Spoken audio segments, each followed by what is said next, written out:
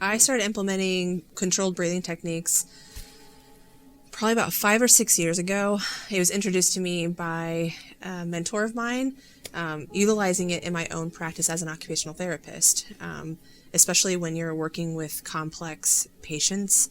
It can trigger my own stress and my own emotions and how to keep myself calm when working with people. And then I've carried that over in stressful situations. I joke with my patients that I use it when I'm at the dentist, specifically. It's very anxiety provoking for myself. But being able to be aware of my own stress when I'm feeling triggered and how I implement that so I can try to remain calm throughout the day. And it really could be as simple as getting stopped by a stoplight and I'm really unhappy about it. How I could keep myself not stressed about that.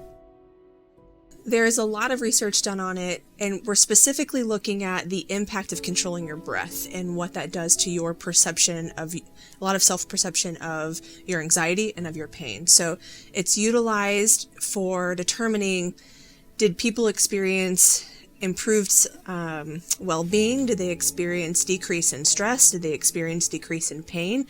And what's really interesting is there are a lot of different types of breathing techniques, whether that is more yogic breathing, it could be pursed lip breathing, it could just be a diaphragmatic breathing.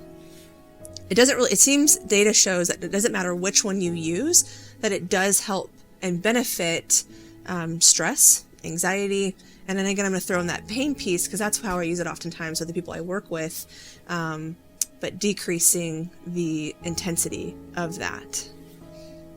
This part, the reason, the why behind this is what I find really interesting, and this is why it works, right? So what happens when someone starts to feel anxious, when they start to feel stressed, when they start to feel pain, is that actually impacts their breath. So they start having shallow breathing. They start taking shorter, quicker breaths. When that happens, it stimulates something called the vagus nerve, and the vagus nerve is what innervates or is connected to the lungs, the heart, and it senses, that vagus nerve senses that you are breathing short and shallow. That means something bad is happening. And how I give the example of, it's like if all of a sudden a tiger was chasing you, you would have like this sort of like quick response. Now, when you have that quick response, like a tiger's chasing you, your body starts to feel stress, and then you start pumping out cortisol. So when you pump out that cortisol, then you have this sense of alertness, like something bad's happening, and you really start to feel more anxious. Maybe it intensifies the pain that you are feeling. The way to combat that feeling of stress, that combat the cortisol being pumped out, is controlling your breath. So you're having that short, shallow breathing. You need to do the opposite. You need to have longer exhale breaths, control your breath in and then controlling your breath out. And what that does is it stimulates the same nerve, but now we're having a different response. You're telling your brain, hey, you're calm, everything's fine, you're not being chased by a tiger, you're not in a life and death situation, and you don't need to make a life-saving decision right now. You're fine. You just got stopped by a stoplight. You don't like that very much, but you're fine. And so using your breath to control your response to the environment will help you remain calm, even if you don't really like what's going on in the situation that you're in. The vagus nerve is a cranial nerve, so it exits out of the brain down into the thoracic cavity and innervates the lungs. It actually multiple organs within the thoracic cavity and the abdominal cavity, but that link to the lungs, that pulmonary system, it is triggered by respiratory. And so it can sense like, okay, you're having short and shallow breaths versus those deep inhales and exhales that it needs to know that it's calm. And so you're actually triggering something called the sympathetic nervous system, and that is your fight or flight response, and saying that you need to protect yourself, or something really important and big is happening right now, you need to pay attention to this. It's the reason why also, like, there's some positives to this too, right? That stress response is important. If you have a last minute assignment that needs to get done, it'll help you focus really quickly, right? Some good stuff that can happen. But if you feel that chronically over a period of time, it's not good for you. But then if you control your breath and you slow it down and you tell your body that it can be calm, that vagus nerve will be stimulated, and that's when your parasympathetic nervous system kicks in, and that says you can rest now. That's what allows, they call it rest and digest, so you can digest food. Your blood goes to your organs instead of your muscles because you feel like you need to run away. So naturally for humans, we take about 12 to 14 breaths per minute. That's pretty normal. When you have increased stress, you're looking, and for people who especially deal with chronic stress, we're not even talking about those moments of stress where you really do need to make a life-saving decision, or you need to respond to a threat. Those are important moments to feel that stress. That's the reason why we have that response. But if you're chronically stressed and you're taking those really short, shallow breathings, and maybe you're breathing 18 breaths to 20 breaths per minute, you're not getting good oxygenation, right? And you're chronically pumping cortisol. And so now you're dealing with the implications of like chronic stress, chronic cortisol. So that impacts cardiovascular disease and depression and anxiety, a lot of medical concerns that come with constantly feeling that way. And this is just a really simple way to combat that by controlling your breath and bringing it down to more 8 breaths per minute. And if you actually practice, you can get down to 6 to even 4 breaths per minute, where you're really controlling that. And you can decrease how much cortisol you're pumping into your brain, especially when you don't need to have that much cortisol pumping in your brain.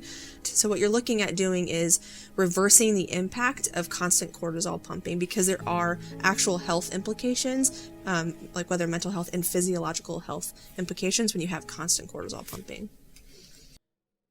So when you start with controlled breathing, you want to make sure that you have a very relaxed posture. Relax your jaw, relax your shoulder, relax your belly. If you're really tense, it's difficult to allow your body to engage in a full breath. So relax your whole body, take a deep inhale for about 3 to 4 seconds, and then slowly exhale for up to 6 seconds, staying relaxed the whole time. And you're going to go through this a series multiple times. Inhale for 3 to 4 seconds, and then slowly control exhale for 6 seconds. Again, relaxing that jaw, relaxing the shoulders, relaxing the belly. Complete this multiple times until you feel like you're able to stay calm and focused, and you feel like you're feeling more relaxed.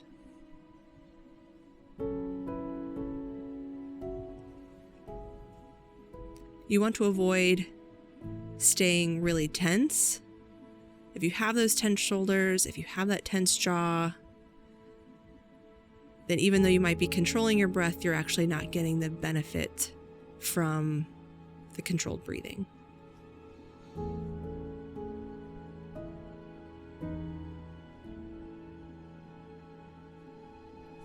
To further this technique, you can do something called 4-7-8 breathing. This is where you inhale for 4 seconds, you pause your breath and hold it for 7 seconds, and then you slowly exhale for 8 seconds. And doing this for 4 to 8 cycles to help with really relax and calm your body. Again, you want to relax your body throughout this. But this is an advanced technique that you can use maybe when you're feeling more stressed, or if you want to go into a stressful situation more mindfully. You can practice this technique in a calm, quiet environment with no distractions. However, this can be implemented at any point in time, whether in a meeting or in a public area, to help calm and relax your body. The times that I find this to be for the day-to-day stuff, the times that I think this can be implemented, I talk to soldiers who are really stressed with their unit dynamics and are trying to keep their cool. It's a great time to implement that, right? You can talk about an example of a soldier being in combat. However, I will say if they're actually seeing combat, that stress obviously is going to be amped up, and that's going to be because they need to make a life-saving decision. And so that's an actual perfect time that you need to feel that. But I will say from when they're not seeing combat, maybe they're still deployed, this is a good time to implement that if they're still feeling amped up after being out on a mission. If we're talking about people day to day, they're sitting in a meeting or they have a tasker that's due, using your breathing techniques during that time to help try to keep their cool and stay focused, and so they make sure that they make the right decisions instead of sort of like reactive emotional decisions that can help keep that from happening.